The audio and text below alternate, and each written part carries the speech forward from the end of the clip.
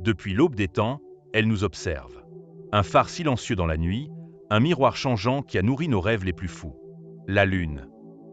Symbole de mystère, d'inspiration, de l'ultime horizon au-delà de notre Terre. Depuis des millénaires, la Lune, notre voisine cosmique la plus proche, captive l'imaginaire humain. En 1969, l'humanité a réalisé l'impensable en posant pour la première fois le pied sur sa surface, un exploit gravé à jamais dans l'histoire sous le nom de programme Apollo. Pourtant, après 6 missions habitées et 12 hommes ayant foulé son sol, l'exploration lunaire s'est arrêtée en 1972, la Lune semblant reléguée au rang de lointains souvenirs. Aujourd'hui, l'heure est au retour.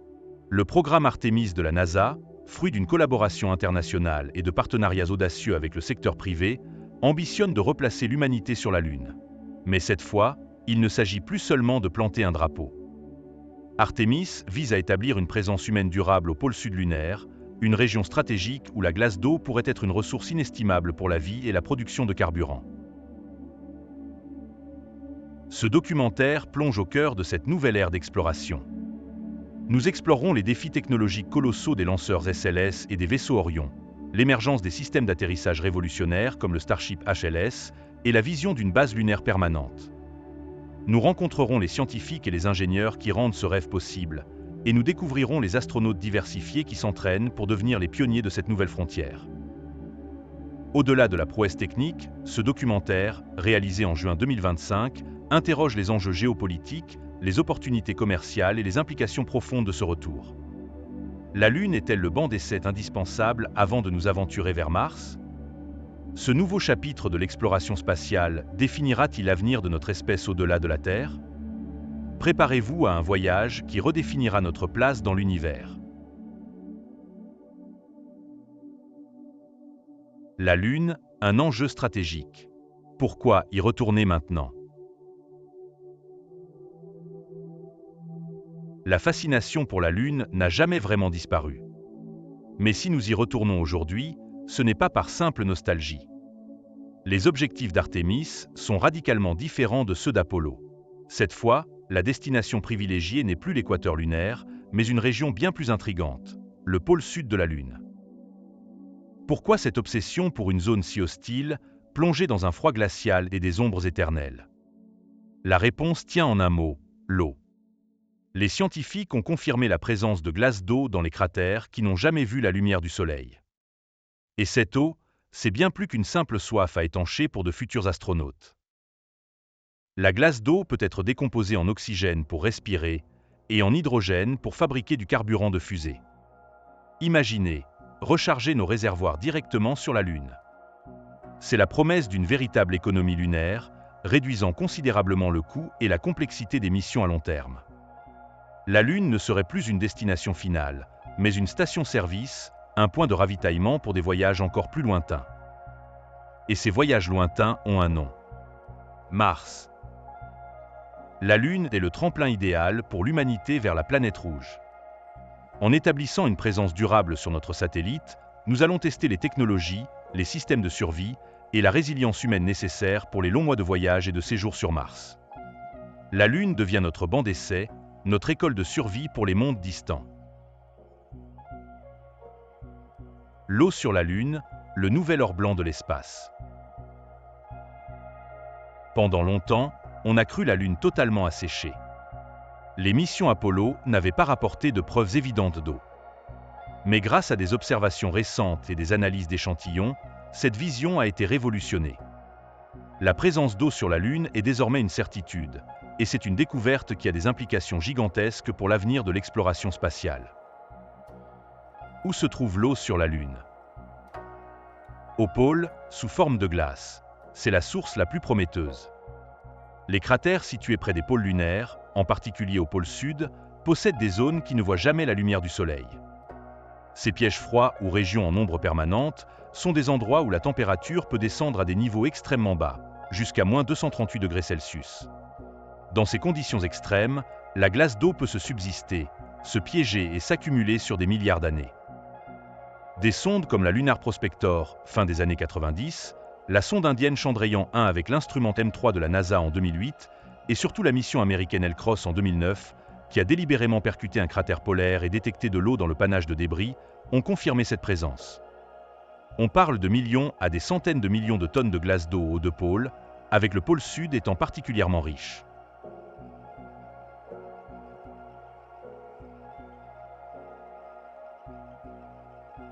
Partout ailleurs, sous forme de molécules OH et H2O.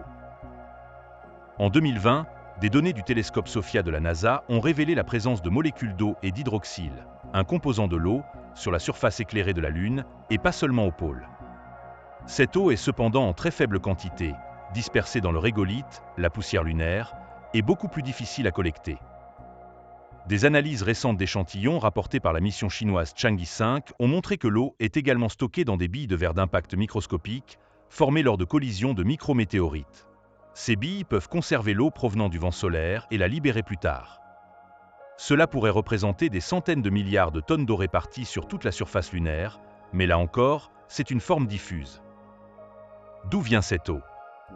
Les principales théories. Plusieurs mécanismes sont à l'étude et il est probable qu'ils aient tous contribué. Pendant des milliards d'années, des comètes, riches en glace, et des astéroïdes ont bombardé la Lune, y déposant de l'eau. Le vent solaire, un flux de particules chargées du Soleil, principalement des protons, peut interagir avec les minéraux de la surface lunaire. Les protons, ions hydrogène, peuvent réagir avec les atomes d'oxygène présents dans le régolithe lunaire pour former des molécules d'eau et d'hydroxyle. C'est un processus de formation in situ. Une origine interne. Des recherches suggèrent qu'une partie de l'eau pourrait être piégée dans le manteau de la Lune depuis sa formation et avoir été libérée par des processus géologiques au fil du temps. L'eau lunaire n'est pas seulement de l'eau potable. C'est la ressource la plus précieuse et polyvalente pour l'établissement d'une présence durable. Transformer l'eau lunaire en oxygène respirable. Par électrolyse, séparer l'eau en hydrogène et oxygène, on peut produire de l'oxygène pour respirer dans les habitats et les combinaisons spatiales. L'hydrogène et l'oxygène sont des ergols cryogéniques puissants utilisés comme carburant de fusée. Produire du carburant sur la Lune, plutôt que de le transporter de la Terre, ce qui est extrêmement coûteux, est une révolution. Cela permettrait des missions plus fréquentes, moins chères, et surtout, ouvrirait la voie à des voyages lointains où la Lune deviendrait une station-service cosmique. Extraire cette eau n'est pas simple. Il faut savoir exactement où et à quelle profondeur se trouve la glace en quantité suffisante. C'est le rôle de missions comme le défunt Viper et de futures missions robotiques. Opérer des foreuses et des systèmes d'extraction dans le froid intense et l'obscurité des cratères polaires est un défi technique majeur. Il faut chauffer le régolithe glacé pour sublimer l'eau, la faire passer directement de l'état solide à gazeux, puis la capturer et la purifier. Des projets comme l'UX, européen, ou des initiatives chinoises et canadiennes développent activement ces technologies de four lunaire. L'eau sur la Lune est le nouvel or blanc de l'espace.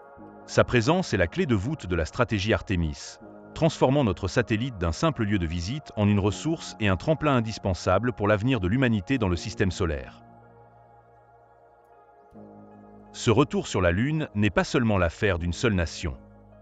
Nous assistons à une nouvelle course à l'espace, une compétition amicale mais intense, où les puissances mondiales affichent leurs ambitions. La Chine, l'Inde, l'Europe, tous ont les yeux rivés sur notre satellite. Mais cette fois, un nouvel acteur majeur a fait son entrée. Le secteur privé. Des entreprises comme SpaceX ou Blue Origin ne sont plus de simples sous-traitants. Elles sont devenues des partenaires essentiels, innovant à une vitesse fulgurante et redéfinissant l'accès à l'espace. La collaboration, comme le montre le programme Artemis avec ses partenaires internationaux et les fameux accords Artemis, est la clé d'une exploration durable et transparente. Ce n'est plus une simple course, mais une expansion collective de l'humanité vers de nouvelles frontières. Ainsi, le retour sur la Lune n'est plus une simple réminiscence du passé, mais une nécessité stratégique pour notre avenir. Une porte s'ouvre. Une ressource inestimable nous attend. Et un chemin se dessine vers les étoiles. Revenir sur la Lune ne se fait pas sans une puissance colossale. Au cœur de cette nouvelle ère spatiale se dresse le Space Launch System, ou SLS. C'est le lanceur le plus puissant jamais construit, surpassant même la mythique Saturne V d'Apollo. Un monstre de technologie de 98 mètres de haut, capable d'envoyer des charges utiles massives au-delà de l'orbite terrestre. Ses deux propulseurs d'appoint, hérité du programme de la navette spatiale, et ses 4 moteurs cryogéniques génèrent une poussée titanesque au décollage. Chaque pièce de cette fusée a été pensée pour la sécurité et la performance, combinant le meilleur de l'héritage spatial avec des innovations modernes. Au sommet de ce colosse se niche le vaisseau Orion. Conçu pour transporter les astronautes au-delà de l'orbite terrestre basse, Orion est leur foyer, leur laboratoire et leur bouclier à travers les dangers de l'espace profond. C'est elle qui a accompli l'exploit d'Artémis 1, le premier vol non habité autour de la Lune, démontrant sa robustesse et sa capacité à supporter les rigueurs du vide spatial, des radiations et de l'intense chaleur de la rentrée atmosphérique. Un élément crucial d'Orion est son module de service européen, une contribution majeure de l'Agence spatiale européenne. C'est le cœur vital du vaisseau, fournissant l'énergie, la propulsion et les systèmes de support de vie essentiels pour les longs voyages. Mais une fois en orbite lunaire, un autre engin prend le relais pour le grand saut vers la surface, les systèmes d'atterrissage humains. Et c'est là que l'innovation du secteur privé brille de mille feux. Pour le premier alunissage habité d'Artemis 3, le choix s'est porté sur le Starship Human Landing System de SpaceX. Un vaisseau gigantesque, aux antipodes du petit module lunaire d'Apollo. Son ambition ? Transporter un équipage et des tonnes de fret directement depuis l'orbite terrestre jusqu'à la surface lunaire. Sa taille et sa capacité sont révolutionnaires, mais son déploiement dépendra d'une prouesse technique sans précédent. Le ravitaillement en carburant de plusieurs Starships en orbite terrestre avant le départ vers la Lune. Un balai orbital d'une complexité rare, mais qui, s'il est maîtrisé, pourrait changer la donne pour l'exploration spatiale. Au-delà du Starship, de nombreuses autres entreprises privées participent déjà à l'exploration lunaire via le programme CLPS. Ces missions commerciales envoient des instruments scientifiques et des technologies vers la Lune, ouvrant la voie à des approches plus agiles et moins coûteuses. Chaque succès, chaque échec, est une leçon précieuse qui nous rapproche de la présence humaine durable. Pour soutenir cette présence continue, la NASA et ses partenaires construisent un autre élément clé, le Gateway lunaire. C'est une petite station spatiale qui orbitera autour de la Lune. Son rôle ? Servir de laboratoire scientifique, de point de communication essentiel, et surtout, de poste avancé pour les missions vers la surface lunaire et à terme, vers Mars.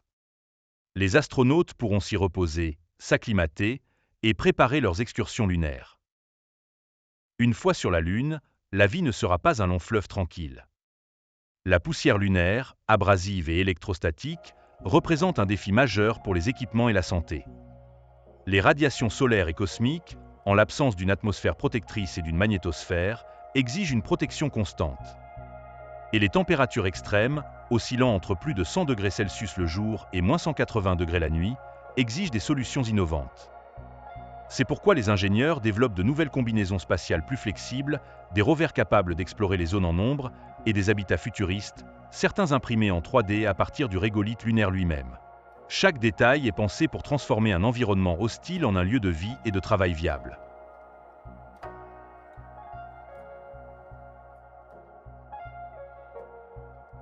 Pour explorer ce nouvel environnement et optimiser les découvertes, les rovers lunaires seront nos yeux et nos jambes. Si la mission Viper, le chercheur d'eau robotique, a malheureusement été annulée par la NASA en 2024, en raison de dépassements de coûts, son ambition de cartographier la glace d'eau au pôle Sud reste une priorité. D'autres missions robotiques, potentiellement plus petites et moins coûteuses via le programme CLPS, pourraient remplir un rôle similaire à l'avenir.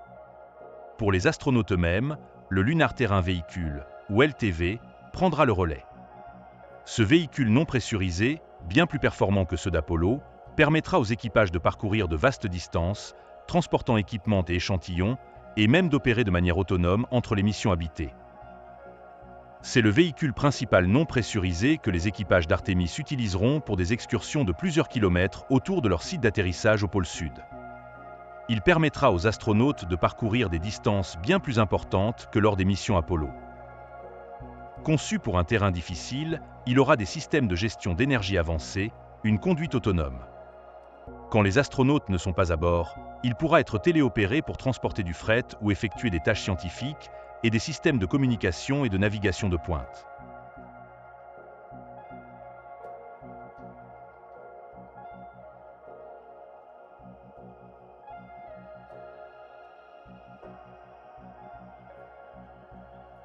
Et pour les explorations prolongées, le futur pourrait voir l'arrivée du Lunar Cruiser, le rover pressurisé développé par le Japon et Toyota. Ce véritable camping-car spatial offrira aux astronautes la possibilité de vivre et de travailler sans leur combinaison pendant des jours, ouvrant la voie à des excursions de longue durée et à une exploration sans précédent des régions les plus reculées du pôle Sud. Les astronautes pourront y vivre pendant des périodes prolongées, jusqu'à 14 jours, soit la durée d'une nuit lunaire. Il est envisagé pour les missions à partir de la fin des années 2030. Tel qu'il est envisagé, ce véhicule serait doté d'un habitacle hermétique dont le volume et les fonctions permettraient à des astronautes de séjourner un certain temps sans combinaison spatiale, d'y entrer et d'en sortir en portant une combinaison et d'assurer des déplacements non polluants sur le sol lunaire, pilotage par un astronaute, à distance ou autonome. Au-delà des fusées, des modules et des systèmes robotiques, le cœur du programme Artemis bat grâce à l'être humain. Des hommes et des femmes d'exception, issus de toutes les origines, forment la nouvelle génération d'astronautes qui écrira le prochain chapitre de notre histoire lunaire. Leur préparation est intense. Ils s'entraînent sans relâche, repoussant leurs limites physiques et mentales. Ils apprennent à manœuvrer des vaisseaux complexes, à effectuer des réparations délicates dans le vide spatial, à gérer des situations d'urgence loin de toute aide. Ils sont les futurs explorateurs, les scientifiques et les bâtisseurs de notre première base au-delà de la Terre. Mais les défis ne sont pas seulement techniques. L'isolement, le confinement et le stress des missions lointaines pèsent lourdement sur l'esprit. Ces pionniers doivent être non seulement des scientifiques et des ingénieurs brillants, mais aussi des individus dotés d'une résilience psychologique hors du commun. Ils sont les ambassadeurs de l'humanité, prêts à affronter l'inconnu pour le progrès de tous. Le calendrier d'Artémis est déjà bien défini, même si, comme dans toute aventure spatiale, des ajustements peuvent survenir. La mission Artemis 1, le vol d'essai sans équipage, a déjà prouvé la fiabilité du SLS et d'Orion. La prochaine étape, Artemis 2, prévue pour début 2026, verra un équipage de 4 astronautes effectuer un survol de la Lune, testant les systèmes de vie à bord d'Orion avant le grand saut. Mais la mission la plus attendue est Artemis 3, prévue pour le milieu de l'année 2027. C'est elle qui marquera le retour historique de l'humanité sur la surface lunaire. Cette fois, 2 astronautes fouleront le sol de notre satellite, brisant de nouvelles barrières. Ils atterriront au pôle Sud, amorçant une nouvelle ère de découvertes scientifiques.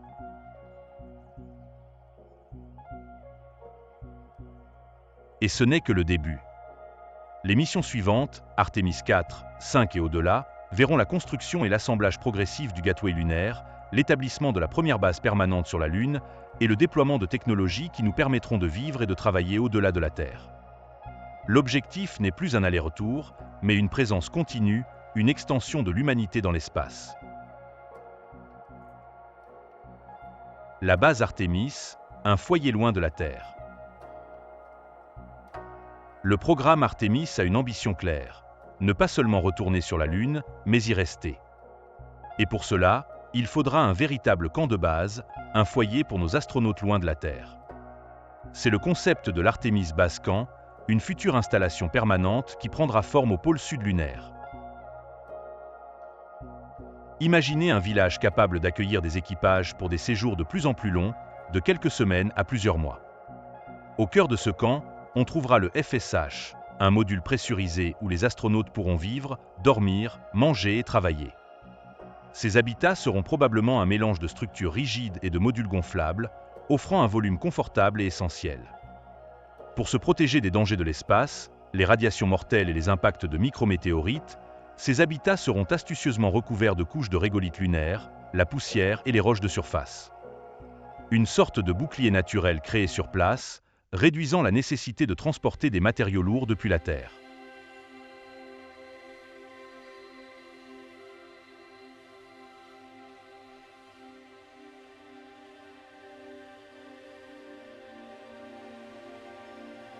L'autosuffisance est la clé de cette vision. Des systèmes d'utilisation des ressources in situ permettront d'extraire la glace d'eau des cratères. Cette eau sera purifiée, puis décomposée en oxygène pour l'air respirable et en hydrogène pour le carburant de fusée. Une capacité révolutionnaire qui réduira considérablement la dépendance envers la Terre et les coûts de ravitaillement. Pour l'énergie, la base comptera sur des panneaux solaires avancés capables de résister aux longues nuits lunaires et, à terme, potentiellement sur de petits réacteurs nucléaires pour une alimentation continue et fiable. Autour de l'habitat principal, des infrastructures dédiées seront mises en place.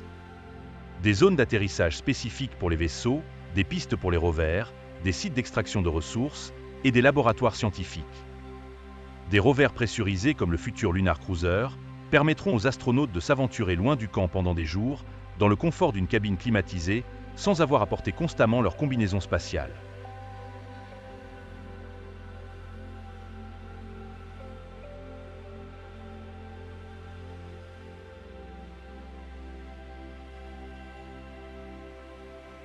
L'Artemis Base n'est pas seulement un lieu de vie, c'est une véritable plateforme de recherche et de développement unique.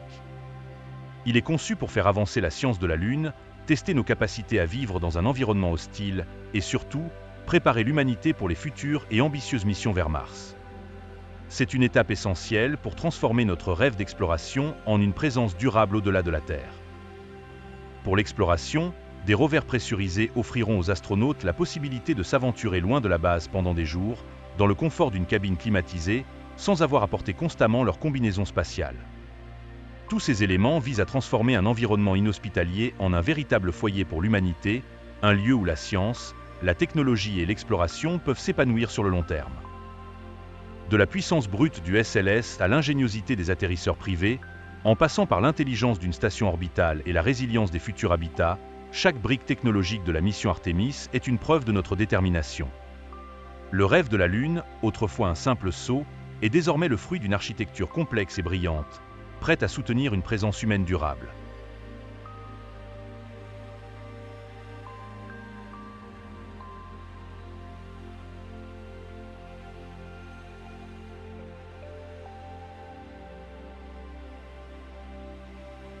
Alors que la NASA et ses partenaires s'apprêtent à écrire les prochains chapitres d'Artemis avec les missions 2 et 3, la vision d'une présence humaine durable sur la Lune est plus concrète que jamais.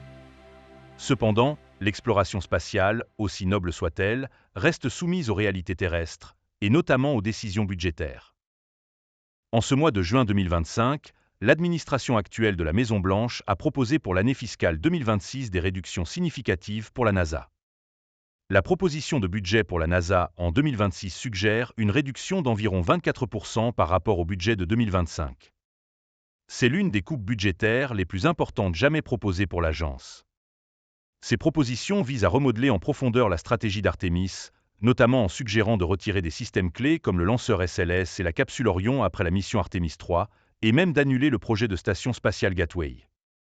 L'idée serait de privilégier une approche encore plus axée sur le secteur privé pour les futures missions lunaires. Si ces propositions se concrétisaient, cela marquerait un tournant. La vision d'une présence permanente et l'établissement d'une base lunaire pourraient être affectés, du moins dans leur rythme et leur architecture initiale. Cependant, l'histoire nous a montré que le Congrès américain a le dernier mot sur le budget de la NASA. Les débats sont intenses, et l'issue de ces discussions, au cours des prochains mois, sera déterminante pour l'avenir et la concrétisation des ambitions sans précédent de la mission Artemis.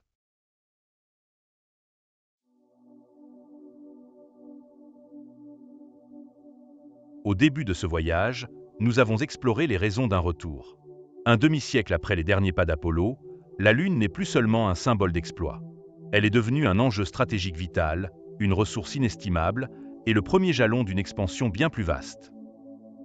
Le programme Artemis n'est pas une simple répétition de l'histoire, mais une réécriture audacieuse. Grâce à l'ingéniosité des ingénieurs, à la persévérance des scientifiques et au courage des astronautes, des technologies de pointe voient le jour. Des lanceurs colossaux au système d'atterrissage révolutionnaire, en passant par des habitats conçus pour défier l'environnement impitoyable de la Lune. Nous apprenons non plus seulement à visiter, mais à vivre et à travailler sur un autre corps céleste. L'eau sur la Lune n'est pas qu'une question de survie. Elle est la clé d'une économie spatiale durable, la promesse de carburant produit sur place, rendant les voyages lointains enfin accessibles. La Lune est notre laboratoire, notre tremplin. Chaque pas sur son sol est une répétition générale pour le grand saut, celui qui nous mènera vers Mars. Les pionniers d'Artemis, avec leur diversité et leur détermination, incarnent l'esprit d'exploration qui a toujours défini l'humanité. Ils ne sont pas seulement des individus exceptionnels. Ils sont le reflet de notre aspiration collective à comprendre, à découvrir et à repousser les frontières de l'inconnu. Leur voyage est notre voyage. Le retour sur la Lune n'est pas la fin de l'histoire. C'est la confirmation que les défis les plus ardus sont surmontables. C'est la preuve que notre soif d'exploration est inextinguible. Et c'est l'aube d'une aventure qui pourrait nous mener bien au-delà de nos rêves les plus fous, vers de nouveaux horizons, et vers un avenir où l'humanité s'épanouit parmi les étoiles.